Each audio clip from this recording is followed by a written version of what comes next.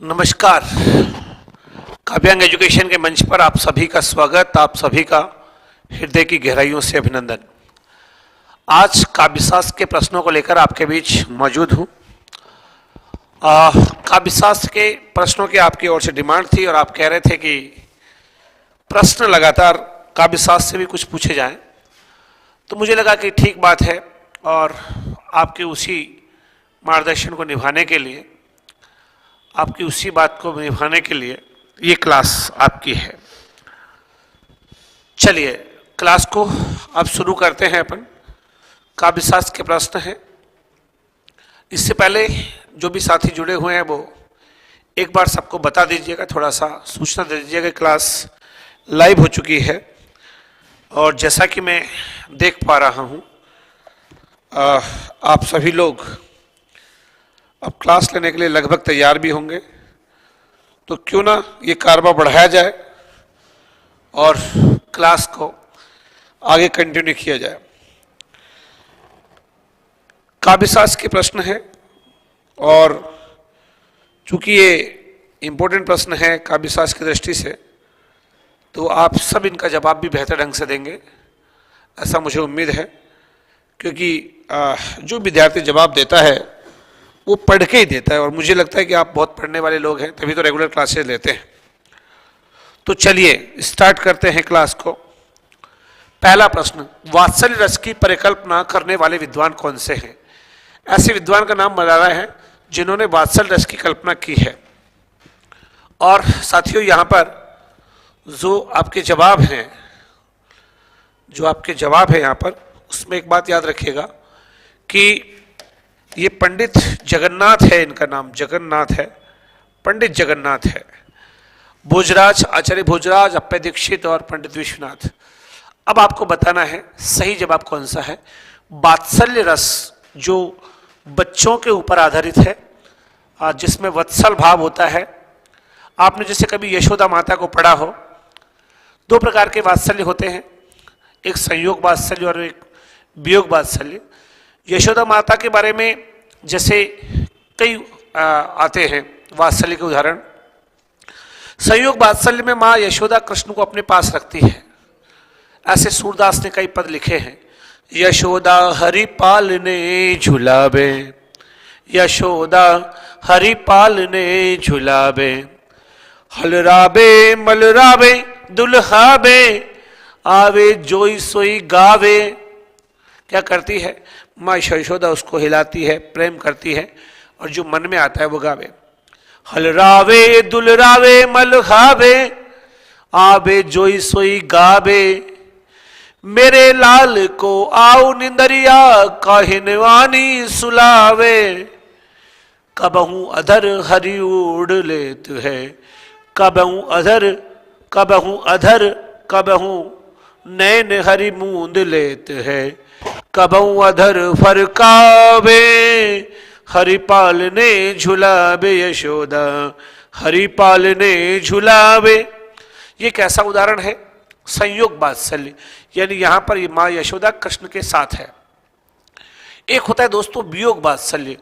वियोग वात्सल्य में क्या होता है कि वो साथ नहीं है, दूर है और तब अपने बेटे को याद करती है। यशोदा माँ का ही एक उदाहरण देखें इसमें, तो जैसे एक शब्द आता है, एक पद आता है सूरदास का, संदेशो देव की सो कहियो। माँ यशोदा देवकी को एक संदेश भिजवाती है, संदेशो देव की सो कहियो, हो तो धाय तिहारे सुत की, कृपा करत ही रहियो, देव की सो कहियो, संदेशो देव की सो कहियो। माँ यशोदा मैसेज भिजवाती है देवकी को कि मैं तो तुम्हारे बेटे की धाय थी, पालने वाली बात थी। हो तो धाय तिहारे सुत की, कृपा करत ही रहियो। और आगे क्या कहती है? कृष्ण को याद करती है। अब देखिए याद करती है ना, यही वियोग वात्सल्य है। याद करते हुए माँ कहती है कि तेल उबट नो अरुता तो जल, देखत ही भज जाते। कृष्ण क्या करते थे?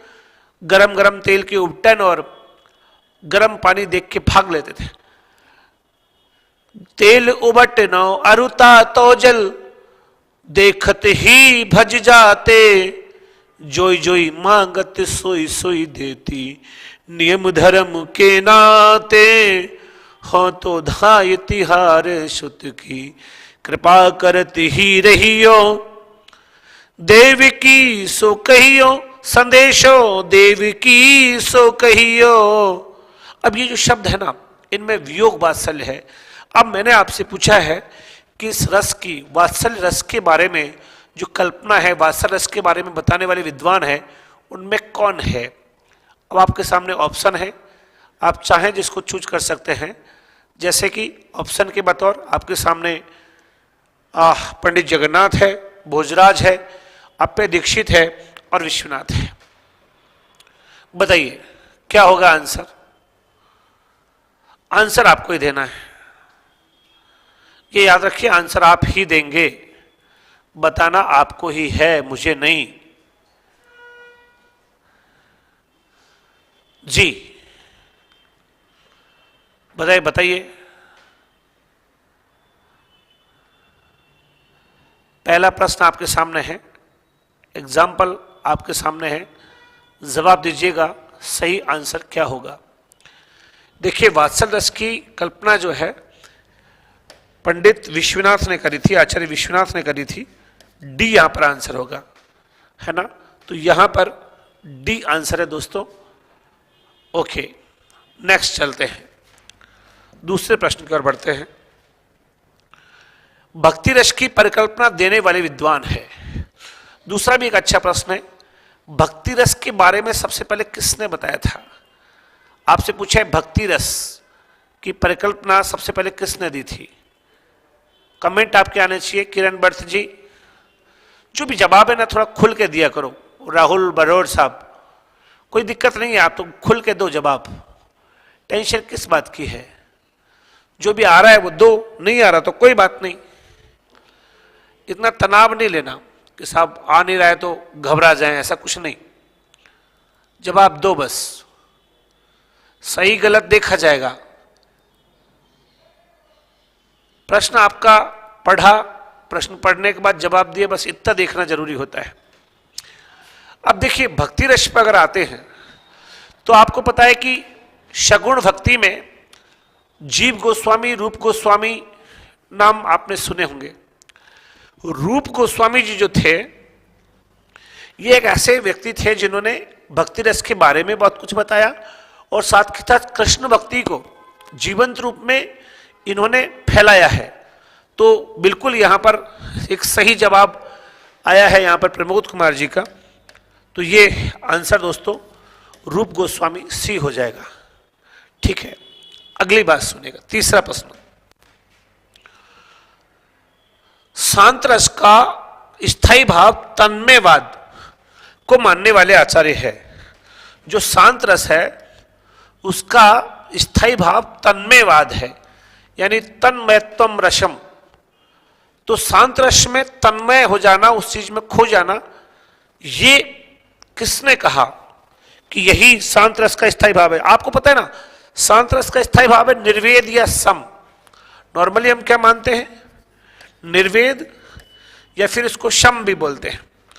और शांत रस का स्थायी भाव तन्मयवाद है, ऐसा किसने कहा। अभिनव गुप्त ने, भट्टनायक ने, भरत मुनि ने या भामे ने, बताइए क्या जवाब है आपका। मुझे लग रहा है कि आपको दिक्कत हो रही है जवाब देने में। देखिए अगर पढ़ के जवाब देंगे ना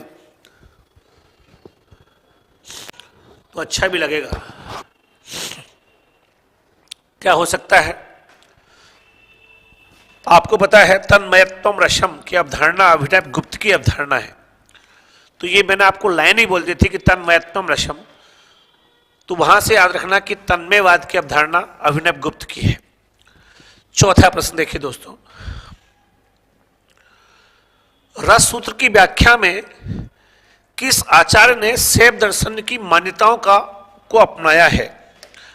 जब रस सूत्र की व्याख्या की गई तो एक आचार्य ऐसे हुए जिन्होंने शिव से संबंधित दर्शन, शैव दर्शन को अपनाया। आपको उनका नाम बताना है, वो आचार्य कौन है। शैव दर्शन से संबंधित मान्यताओं को जिसने अपनाया है उस आचार्य का नाम क्या है। अभिनव गुप्त है, भट्ट नायक है, भट्ट शंकुक है या भट्ट लोलट है। बिरु जी, प्रमोद जी, आपने दिल जीत लिया। बिल्कुल, अभी बात कर रहे थे ना तन्मयत्वम, तन्मय हो जाना किसके रूप में, शिव के रूप में, जो समाधि का रूप है वही तो है अभिनव गुप्त की अवधारणा है शैव दर्शन में। बिल्कुल एक दूसरे से लिंक था ये प्रश्न, अगर आपने गौर से देखा होता। पांचवा प्रश्न देखिएगा, मीमांसा दर्शन के माध्यम से रस सूत्र की व्याख्या करने वाले आचार्य कौन से। आपको पता है ना कि मीमांसा जो दर्शन है उस दर्शन के माध्यम से रस सूत्र के बारे में बताया था किसने। अब आपके पास ऑप्शन है भट्ट शंकुक, भट्ट नायक, भट्ट लोल्लट और अभिनव गुप्त। रससूत्र की व्याख्या अलग अलग प्रकार से की है लोगों ने। अब मैं आपसे पूछ रहा हूं कि मीमांसा दर्शन के आधार पर रससूत्र की व्याख्या किसने की है। जवाब यहां देना है जी। 4 ऑप्शन आपके सामने हैं और सही जवाब आप यहां पे दे सकते हैं। मीमांसा की बात चल रही है, बहुत अच्छी सी बात यह कि मीमांसा की बात चल रही है। मीमांसा के आधार पर किसने दिया था। अभी मैं और भी पूछूंगा कि जो उत्पत्तिवाद है, आरोपवाद के आधार पे कौन मानता है, सामाजिक सहृदय को कौन मानता है, अलग अलग है सबके ऑप्शन। बाकी मैं मीमांसा की बात आपसे कर रहा हूं। नहीं बैठ रहा, जवाब आना चाहिए था, कोई बात नहीं। जब आप पढ़ेंगे तो आपको पता चलेगा कि एक विद्वान हुए भट्ट नायक, और भट्ट नायक ने मीमांसा दर्शन की अवधारणा को अपनाते हुए कहा था कि विभावाद की भरत मुनि ने जो लिखा है, विभाव, अनुभाव और संयोग, संचारी भाव के संयोग से रस की उत्पत्ति होती है, उसमें मीमांसा दर्शन का सार तत्व मौजूद है। विभावानुभाव संचारी संयोगाद्रस निष्पत्ति की अवधारणा के बारे में कहा गया था, और ऐसा किसने कहा, भट्ट नायक ने। तो मीमांसा दर्शन के आधार पर कोई बात पूछे तो आप आंसर देंगे भट्ट नायक। चलिए छठे प्रश्न की ओर बढ़ते हैं साथियों। रस निष्पत्ति का अर्थ अभिव्यक्ति है। किस आचार्य ने अभिव्यक्ति को ही रस निष्पत्ति बताया है। अभिव्यक्ति को ही रस निष्पत्ति बताया किस आचार्य ने, बताइएगा जवाब। जो विद्यार्थी आज देख रहे हैं लाइव, वो जवाब कम दे रहे हैं। क्या तुमको ग्रामर के जवाब देना पसंद है? क्या साहित्य के जवाब देना, काव्यशास्त्र के जवाब देना आपको पसंद नहीं है? और आपको पसंद नहीं भी होगा तो भी एग्जाम में तो आएगा, तो बताइएगा। उधर तो उसका बताइए। छठा प्रश्न है, आपको पता है कि अभिव्यक्ति के संबंध में जो अवधारणा है वो अभिनव गुप्त की है, तो आंसर भी क्या होगा, अभिनव गुप्त। बिल्कुल प्रमोद कुमार जी, सही जवाब है आपका, अभिनव गुप्त। 7वां प्रश्न, उत्पत्तिवाद या आरोपवाद, दो बात सुन लीजिए, उत्पत्तिवाद या फिर आरोपवाद सिद्धांत के प्रवर्तक कौन माने जाते हैं। ये रस निष्पत्ति का सिद्धांत है, और इसको आधार पे आप बताइए कि रस निष्पत्ति का ये सिद्धांत उत्पत्तिवाद या आरोपवाद किसने दिया था। ये तो जवाब तेजी से आ गया, ज्यादातर लोग जानते थे इस प्रश्न को। बिल्कुल बिल्कुल, भट्ट लोलट का है उत्पत्तिवाद या आरोपवाद। शंकुक नहीं हो सकता, शंकुक का अनुमितिवाद है ना। आपसे भी बात करेंगे, चित्रतुरंग नायक की बात करेंगे भट्ट नायक के साथ, और काव्यालंकार सूत्रवृत्ति में आप जब देखते हैं तो वहां पर भामे सबसे पहले अलंकारों के बारे में बोलते नजर आते हैं। तो बिल्कुल एक विद्यार्थी दिख रहे हैं, सर खेत पे हूं और पानी चल रहा है, यही तो अच्छी बात है। बांध लोगड़ी पेड़ से बच्चा दिया सुलाए, माँ बीच में आकर के झट झोंचा दे जाए, और बदी हुई हो कोई परंपरा तोड़ सभी की रीत, एक दिन ऐसे लोग ही दुनिया लेंगे जीत।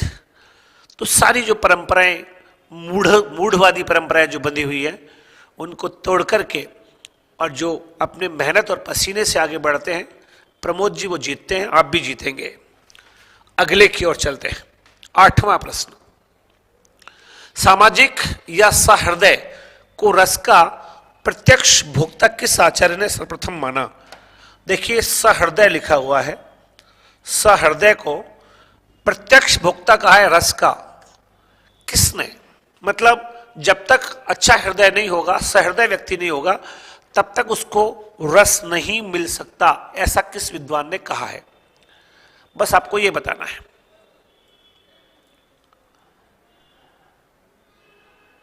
किरण जी जवाब दे तो रही हैं, लेकिन जवाब थोड़ा सही नहीं आ रहा आपका। सामाजिकता की बात किसने कही थी? सामाजिकता की बात किसने कही थी?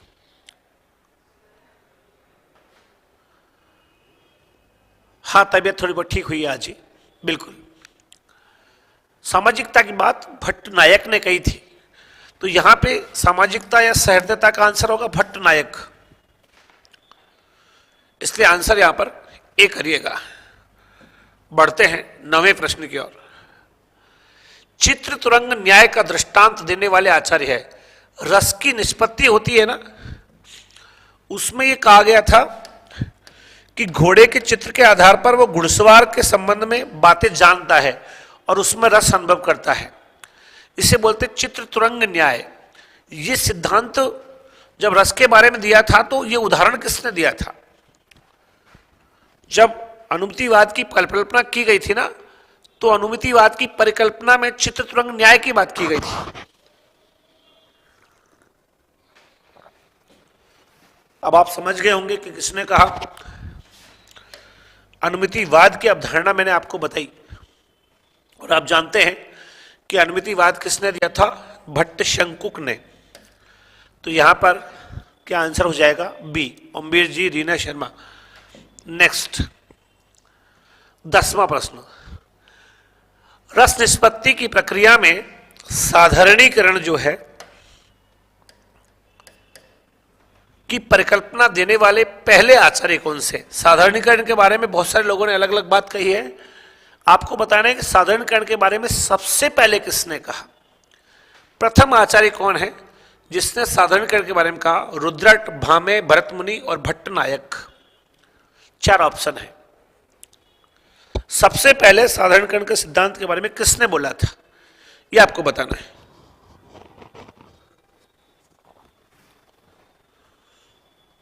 साधारणीकरण, जब तक साधारणीकरण नहीं होगा रस की निष्पत्ति नहीं होगी। जब तक विशेष और विशेष का संबंध बना रहेगा तब तक रस की निष्पत्ति नहीं होगी। तो साधारणीकरण होना चाहिए। शकुंतला दुष्यंत दोनों एक हो गए हैं। अब वहां पे दुष्यंत राजा नहीं है, शकुंतला तपस्विनी की पुत्री नहीं है, वो वहां प्रेमी प्रेमिका के रूप में साधारण है। डॉक्टर नगेंद्र तो बहुत लेट कहा था बेटा, ओमवीर नहीं। साधारण की प्रक्रिया होती है, इसके बारे में सबसे पहले भट्ट नायक ने कहा था। तो आपको यहां पे डी आंसर करना था। कोई बात नहीं, हाँ ठीक है, कुछ विद्यार्थियों ने सही जवाब दिया है। आगे चलते हैं। संयोगत पद का व्यंग व्यंजक संबंध किस विद्वान ने माना? देखिए एक शब्द आता है संयोगाद्रस निष्पत्ति। तो ये जो संयोगात पद है, ये संयोगात विभावानुभाव संचारी संयोगाद्रस निष्पत्ति। तो यहां पे जो संयोगात शब्द है, इस पद का संयोगात का मतलब है व्यंग और व्यंजक संबंध। ऐसा किस विद्वान ने कहा? अभी संयोगात के अलग अलग संबंध आप देखेंगे कि संयोग का मतलब किसके अनुसार क्या है। तो आपसे पूछा जा रहा है कि आप ये बता दीजिए ओनली कि संयोगात जो पद है उसका संबंध व्यंग और व्यंजक से है, ऐसा किस विद्वान ने कहा है?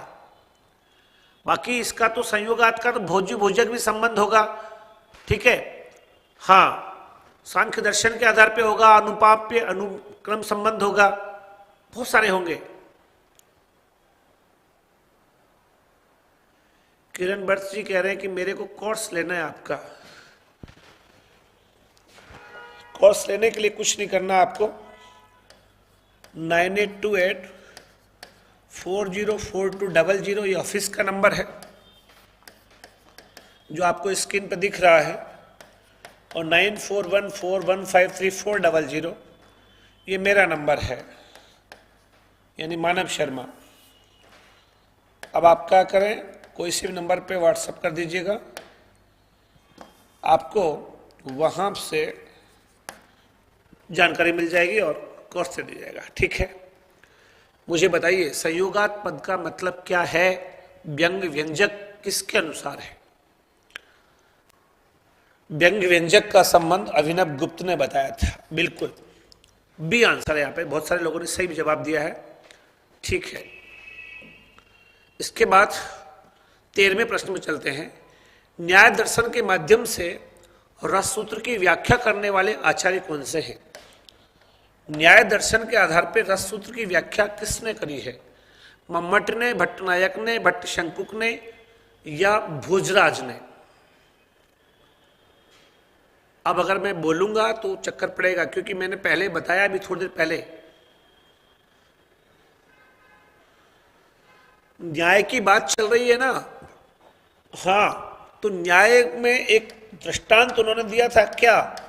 चित्र तुरंग न्याय, घोड़े के चित्र के आधार पर उसकी कल्पना और उसी से रस की अनुभूति। चित्र तुरंग न्याय किसमें आता है? अनुमतिवाद में। कौन है? भट्ट शंकुक है, इसलिए आंसर क्या होगा? भट्ट शंकुक। 13वें प्रश्न पे आइएगा। संयोगात पद का अर्थ है भोज्य भोजक, किस आचार्य का कथन है? आपने अभी थोड़ी देर पहले देखा था कि संयोगात का मतलब, पिछले प्रश्न में आपने देखा था अभिनव गुप्त वाला, वहां पे उन्होंने कहा था कि संयोगात जो है वो व्यंग व्यंजक है। अब यहां पे संयोगात का मतलब व्यंग व्यंजक नहीं, भोज्य भोजक है। ऐसा किसने कहा है? भट्टनायक ने, भट्टलोलट ने, अभिनव गुप्त ने और पंडित जगन्नाथ ने। कई बार प्रश्न इनकी रचनाओं से भी हो सकते हैं, इनकी जगह इनकी रचनाओं का नाम लिख सकता है कोई भी। बाकी बताइए आप, भोज्य भोजक है ये किसने कहा है? सुमित्रा खरबाशरा। सब आप कुछ भी दे दिया करो आप लोग, है ना, गलत सही पे मत जाया करो, जो आ रहा है वो बताओ, कोई बात नहीं, गलत हो जाए तो कोई फर्क नहीं पड़ता। भोज्य और भोजक की बात भट्टनायक करते हैं। भट्टनायक यहां पे पहला ही ऑप्शन है, 13वां जी, भट्टनायक। भट्टनायक ने जो है भोज्य भोजक संबंध की बात कही है और उसी के आधार पर संयोगात शब्द की व्याख्या की है। एक प्राप्त, एक खाने योग्य है, एक खिलाने वाला है, तो वो उन दोनों के बीच में ये संबंध है, तभी जाकर के रस की उत्पत्ति होती है। सांख्य दर्शन के माध्यम से रस सूत्र की व्याख्या किसने की? अभी मैंने आपसे मीमांसा दर्शन के आधार पर पूछा था, अब मैं आपसे पूछ रहा हूं कि सांख्य दर्शन के आधार पर रस सूत्र की व्याख्या किसने की? अब की बार ऑप्शन में मीमांसा नहीं है, सांख्य दर्शन है। बताइएगा, जवाब आपका आना चाहिए। बिल्कुल प्रमोद जी, अच्छा पढ़ते हैं आप, अच्छा जवाब देते हैं। सांख्य दर्शन के आधार पे भट्टनायक ने कहा था, बिल्कुल सही जवाब है आपका। तो यहां पे सी हो जाएगा 14वें प्रश्न में। 15वें की ओर चलते हैं। संयोगात पद का अर्थ है अनुमाप्य, अनुमापक। ये किसने कहा? अब संयोगात का आपको तीसरा प्रश्न आ गया। एक प्रश्न आपने देखा था जिसमें भोज्य भोजक था, भट्टनायक वाली बात। एक आपने देखा था व्यंग व्यंजक वाला, वो अभिनव गुप्त वाली बात। और अब एक और आ गया अनुमाप्य, अनुमापक। अब बताइएगा संयोगात का मतलब अनुमाप्य और अनुमापक है, ऐसा किसने कहा है? अब ये तीसरा प्रश्न आपके सामने उसी तरह का आ गया है।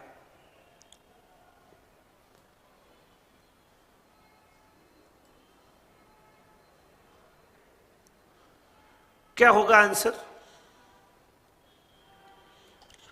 अनुमाप्य अनुमापक।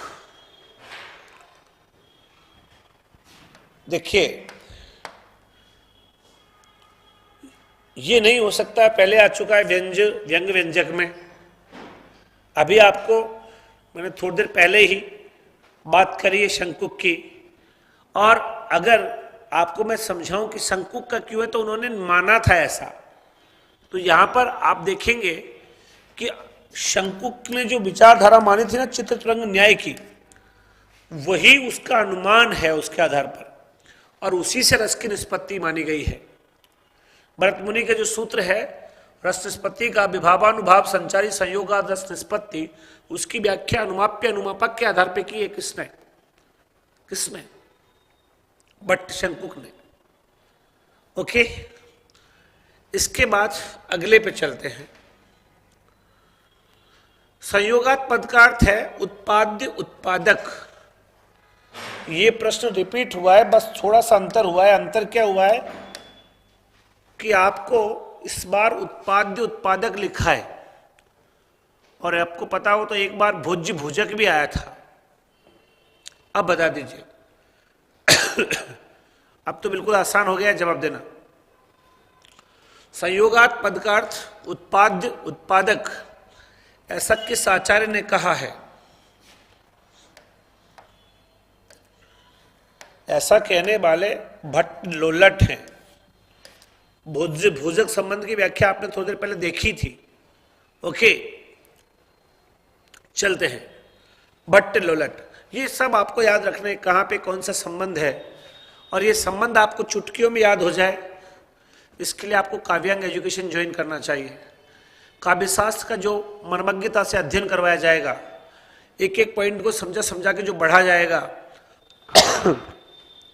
पंक्तियां जैसे मैं बोलता हूं ऐसे ही आपको याद हो जाएगी। आपके गुरुजी हमने देखा है, कई टीचर्स को याद नहीं है, आपको जरूर हो जाएगी। तो वो सबके लिए काव्यशास्त्र ढंग से पढ़िए, काव्यांग एजुकेशन आपकी उसमें अच्छी मदद कर सकता है। जुड़िए हमारे साथ। एक बार पानी पी लेता हूं मैं। थोड़ी तबीयत खराब चल रही है 1-2 दिन से।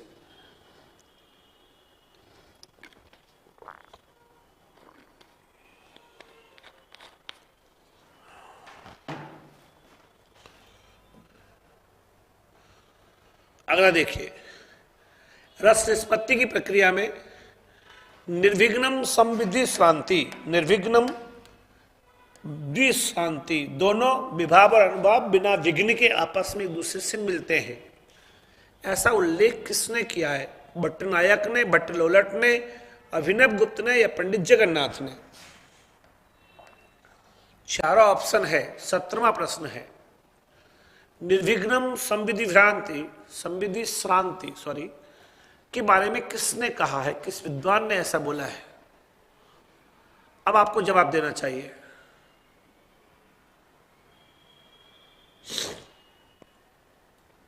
काव्यशास्त्र की क्लास जल्दी शुरू होगी, जवाब दीजिएगा। रस निष्पत्ति, जो रस निष्पत्ति तो होगी, ये तो तय है कि रस की निष्पत्ति होगी, लेकिन इसमें एक बात है कि जो विभाव और अनुभाव है वो दोनों सॉरी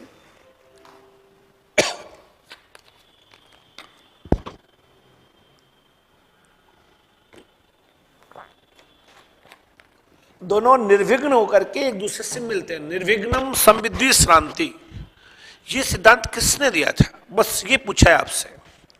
बिल्कुल सुमित्रा सही कह रही हैं, भट्टनायक का ये सिद्धांत है। ए हो जाएगा। 18वें प्रश्न की ओर बढ़ते हैं। रस निष्पत्ति की प्रक्रिया में ब्रह्म संवाद संविदः की कल्पना किसने की है? ब्रह्मस्वाद संविदः। देखिए, रस ब्रह्मानंद सहोदर है, ये लाइन आपने सुनी होगी। परमात्मा से मिल लो ऐसी अनुभूति होती है रस के बाद, जैसे कि परमात्मा की प्राप्ति हो गई है।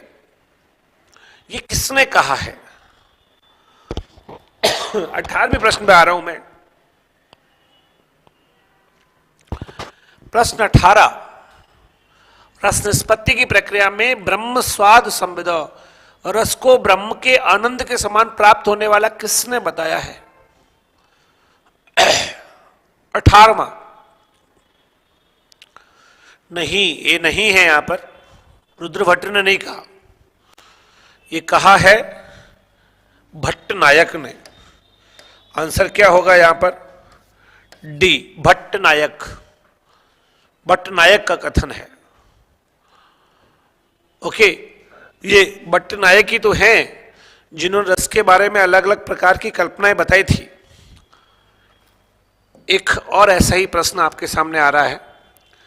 रस निष्पत्ति की प्रक्रिया में अविधा, भावकत्व और भोजकत्व नामक व्यापारों की परिकल्पना करने वाले आचार्य कौन से हैं? देखिए, नॉर्मली जो भी बात रहती है ना, उसको बोलते हैं अविधा व्यापार, मतलब सिंपल सिंपल कहना। बाद में इसी को जब आप अपने भावों में अभिव्यक्त करते हैं तो ही ये भोगने योग्य बनती है, ग्रहण करने योग्य बनती है। तो जो सामान्य रूप में कहा गया, जिसमें कोई विशेष चमत्कार नहीं है, वो अविधा व्यापार है। और उसमें यदि आपने भावों के अनुसार उसको बढ़ा चढ़ा के थोड़ा कह दिया, वो भावगत व्यापार है। और वही चीज फिर भोजकत्व व्यापार में कन्वर्ट होती है, यह अंतिम व्यापार है। और यही भावकत्व व्यापार में ही रस की उत्पत्ति हो जाती है।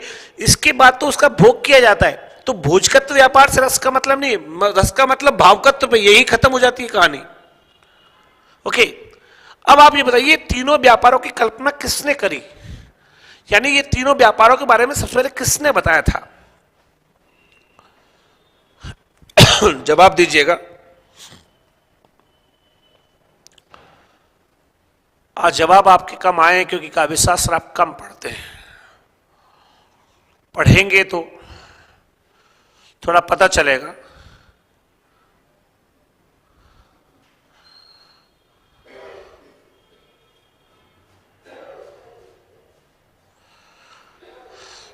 करना कुछ नहीं है। एक विद्यार्थी कह रहे हैं कि आपसे ऑफलाइन फर्स्ट ग्रेड के लिए काव्यशास्त्र पढ़ना है, कैसे बात होगी? बात करने की जरूरत नहीं होती है। पढ़ने वालों को बात नहीं करनी चाहिए। पढ़ने वाले सीधे या तो ऑनलाइन कोर्स लेते हैं और पढ़ना शुरू कर देते हैं, और या ऑफलाइन में कोचिंग आते हैं। गुरुजी रिद्धि सिंह चौराहे पे पेट्रोल पंप के यहाँ पे मैं आपकी कोचिंग में आ गया हूँ, अब मुझे पढ़ा दीजिए। बस दो बातें करते हैं। फोन पे बात की आवश्यकता नहीं होती, मैसेज पे बात की आवश्यकता नहीं होती, सीधा ऑप्शन है। और आपको हमारे स्क्रीन के नंबर दिख रहे हैं, ऑफिस नंबर पे बात कर लीजिएगा। बाकी पढ़िए, मौका हाथ से नहीं निकल जाए। आप बहुत अच्छे हैं अगर आप पढ़ते हैं, सेलेक्ट होते हैं तो, और आप कितने इंटेलिजेंट हो, आप मूर्ख हैं यदि आप सेलेक्ट नहीं होते हैं तो। ठीक है, रस निष्पत्ति के तीनों सिद्धांतों के बारे में भट्ट नायक ने कहा था, प्रमोद ने बिल्कुल सही बोला है। आंसर ए हो जाएगा। बढ़ते हैं 20वें प्रश्न की ओर। रससूत्र की सर्वाधिक प्रामाणिक व्याख्या किसने की है? जिसने अनुमाप्य और अनुमापक संबंध बताया था। ओनली काव्यशास्त्र का भी ऐप में कोर्स उपलब्ध है। महज 799 रुपए में ओनली काव्यशास्त्र का ऐप जो है, ऐप में कोर्स उपलब्ध है। काव्यांग एजुकेशन ऐप पे जाइए। जो लूट रहे हैं ना बड़े बड़े पैसे लेकर के, 10,000 20,000, उनकी बजाय सस्ते में मिलिए। क्वालिटी देखिए, पता चलेगा आपको। ये नहीं कि लिखाते जा रहे हैं, लिखाते जा रहे हैं, 1000 पेज लिखा दिए, आप पे याद ही नहीं होंगे जिंदगी में, क्या करोगे उसका? लिख के भी क्या करोगे?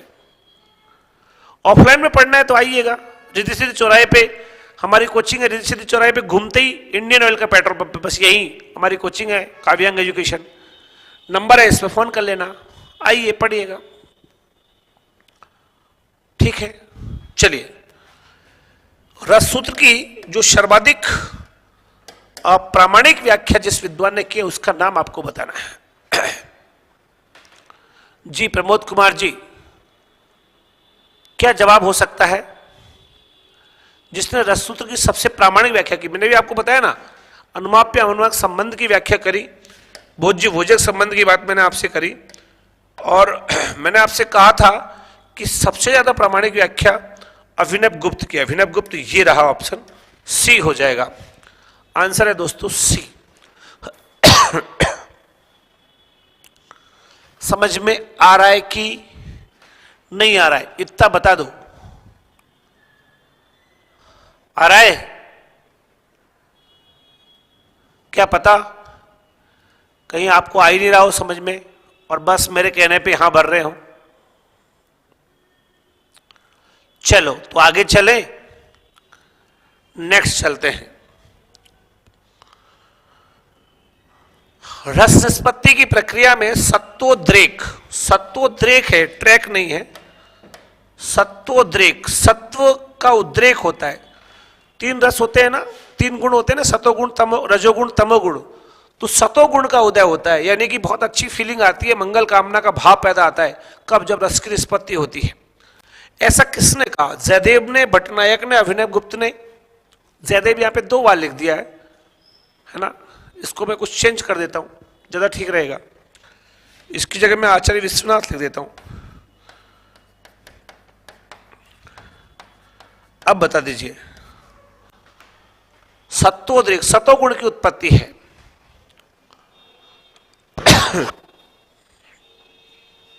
किसने कहा है?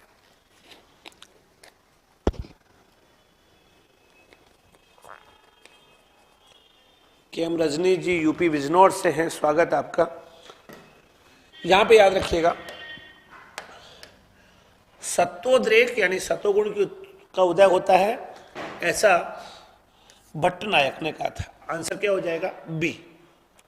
बिल्कुल भट्टनायक से जवाब है आपका रजनी। नेक्स्ट, रस निष्पत्ति की प्रक्रिया में चर्वणा व्यापार की परिकल्पना करने वाले कौन है? चर्वणा व्यापार का मतलब है कोई चीज को चबाते हैं ना, तब जाके उससे रस आता है। ऐसे किसी काव्य को जो मथते हैं उसको भावों के अनुसार, तब उससे रस पैदा होता है। ऐसा किसने कहा है? चर्वणा व्यापार, जैसे एक भावकत्व व्यापार की बात कर रहे हैं, ठीक है, कोई साधारणीकरण की बात कर रहा है, ऐसे ही एक विद्वान है जो चर्वणा व्यापार की बात करते हैं। वो कौन है? उनका नाम बता दीजिए। 22वां प्रश्न है। सही जवाब आप देंगे तो बहुत अच्छा लगेगा।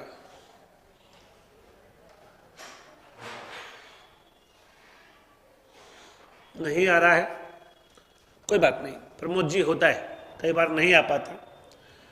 ये चर्वणा व्यापार है, किस चीज को इतना चबाया जाए कि उसमें से जो है एक एक तांतु से रस निकलने लगे। ऐसी कल्पना अभिनव गुप्त ने की थी। तो यहां पर आंसर क्या हो जाएगा? ए। ओके, समझ गए? अगला देखिए, नैकांतमपि विधिभूषम विभाति पनीताननम, यानी कि एक विद्वान है जो ये कह रहे हैं कि जो कांता है ना स्त्री, उसके जैसे प्रिय वचन होते हैं ना, वनिता के जैसे अच्छे शब्द होते हैं ना, बालिकाओं के जो शब्द लगते हैं, स्त्री के जो शब्द लगते हैं, सुंदर स्त्री के शब्द, उस जैसा कुछ प्रेम पैदा होता है, इतना ही भाव पैदा होता है रस में। रस की उत्पत्ति होने पर काव्य में ये विशेषता आ जाती है कि रस आएगा तो उसको वो स्त्री के समान प्रिय लगेगा। ऐसा किसने कहा है? ये किस विद्वान का कथन है? और अगर यहां पर आपको आंसर ढूंढना है तो बता दीजिएगा क्या हो सकता है। पंडित जगन्नाथ के लिए यहां पे जगन्नाथ जो है भरत मुनि, भतर मुनि लिख दिया है। ये तो आप भी समझ रहे होंगे, ये भरत मुनि है, भतर मुनि नहीं है साहब, भरत मुनि। तो यहां पे अगर आपको लगे कि सही आंसर आपको देना है तो बताइए। नैन्तकांतमपि विभूषम विभाति विधाननम, किसने कहा? आंसर होगा यहां पर भरत मुनि नहीं। जिसने अलंकार को सबसे पहले दुनिया पे लाने का काम किया आचार्य भामे। तो यहां पे आंसर क्या होगा? भामे। अगला देखिएगा, काव्य शोभायाकारान धर्मान अलंकारान च प्रशिक्षते। जो काव्य की शोभा करने वाले स्थिर धर्म या गुण हैं उनको अलंकार कहते हैं। ये किस ग्रंथ में उल्लेखित है? इस बार अच्छी तरह से सुनिएगा, हमने यहां पर आचार्य का नाम नहीं पूछा है। पूछ क्या लिया? उस आचार्य का नाम पूछने की बजाय उसके ग्रंथ का नाम पूछ लिया कि ग्रंथ का नाम बता दो। वही बात है, आपको आचार्य पता है तो ग्रंथ का नाम भी पता है, हाँ या ना? बात वही है। आचार्य का नाम पता है तो ग्रंथ का नाम भी पता चल जाएगा आपको। बता दीजिएगा क्या होगा? काव्य शोभायाकारान धर्मान अलंकारान च प्रशिक्षते, बहुत फेमस परिभाषा है। किसकी है ये परिभाषा? आचार्य दंडी की है। अब आपको पता है आचार्य दंडी की रचना कौन सी है? काव्यादर्श। आंसर क्या हो जाएगा? सी। क्लियर है? एक विद्यार्थी है, एक मिनट इनका जवाब मैं देख लेता हूं, कुछ कह रहे हैं। स्टूडेंट है, उनका कुछ मैसेज है लेकिन मैं पढ़ नहीं पा रहा हूं। लेकिन कुछ लिखा है इन्होंने कि 3rd ग्रेड में सिलेक्ट हो चुके हैं। कोई बात नहीं, अच्छी बात है। अब आप जल्दी ही 1st ग्रेड और 2nd ग्रेड में। अच्छा, राम सिंह कुशवाहा जी हैं, महान गुरुजी आपके आशीर्वाद से।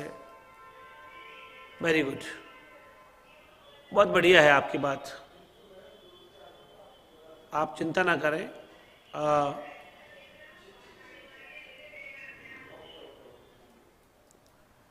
आगे भी आप जीतेंगे। चलें आगे। काव्यादर्श, ठीक है। अगला प्रश्न, आज का ये लास्ट प्रश्न दोस्तों। इसके बाद की क्लासेज अब हम बाद में देखेंगे। आज का ये अंतिम प्रश्न है। ओहो, काफी बड़ा हो गया था एकदम। ये मच्छर मक्खी भी आ जाते हैं ना बोर्ड पे, तो ये भी टच करके भाग जाते हैं। अच्छा, टच करेंगे, डबल करके उसको जूम कर जाएंगे बोर्ड को, भाग जाएंगे। लो मानव शर्मा, आप संभालो। ये बड़े बदमाश है मच्छर मक्खी भी। हालांकि पता नहीं कौन आया था, क्या पता किसी की आत्मा आ गई हो आप लोगों में से, कोई प्रेम से बोर्ड को देख रहा हो। सौंदर्यम अलंकार है, किस आचार्य का कथन है? सौंदर्य ही अलंकार है। किस विद्वान ने कहा कि सौंदर्य ही अलंकार है? यानी कि जो कुछ भी हमें सौंदर्य के रूप में दिखाई पड़ता है वही एक प्रकार से अलंकार है। ऐसा किसने कहा है? वेरी गुड प्रमोद जी, आपकी पढ़ाई से मैं बेहद संतुष्ट हूं। अच्छा पढ़ते हैं आप। यह आचार्य बामन का कथन है कि सौंदर्यम अलंकार, सौंदर्य ही अलंकार है। दोस्तों प्रश्न बहुत कुछ और भी पूछने हैं, बट अब समय हो गया है।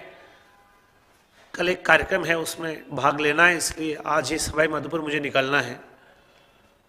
तो फिर अब मैं लेट होऊंगा, ट्रेन वगैरह लेट हो जाएगी तो और चक्कर पड़ेगा, तो इसलिए इजाज़त दे दो। आज इतना ही है। कल वापस जयपुर आएंगे, तब फिर आपकी क्लास लेंगे। ओके? हाँ प्रमोद कुमार जी, जरूर ये पंक्तियां आप गुनगुना लीजिएगा। इतनी शक्ति हमें दे न दाता, मन का विश्वास कमजोर होना, हम चले। अब ठीक है, आप गा लेना। बाकी ईश्वर पे विश्वास रखो, सब कुछ अच्छा होगा। कल आपके साथ फिर मुलाकात होगी। अच्छी क्लास लगी हो तो जरूर शेयर करिएगा। और काव्यशास्त्र की नई बुक आ रही है, ओके? तो नई बुक में आपसे फिर मिलेंगे। एक अविनाश भोजक जी ने लिखा है कि बामन वर्सेज मानव, शब्द वही है, उतने ही है, मात्रा भी वही है दोस्त। चलिए अच्छा है, शुक्रिया आपने जाते जाते एंटरटेन किया, उसके लिए अविनाश जी आपका और शुक्रिया और धन्यवाद। मिलते हैं, बस लगातार काम करते जाइए। जीवन जवानी का वजह स्वर्णिम इतिहास रचाता है, जिस और जवानी जाती है उस और जमाना जाता है। ये एक हवा का झोंका है, जीवन कागज की नौका है, संभल के चलना दोस्तों, ये अंतिम जागृत मौका है। Thank you.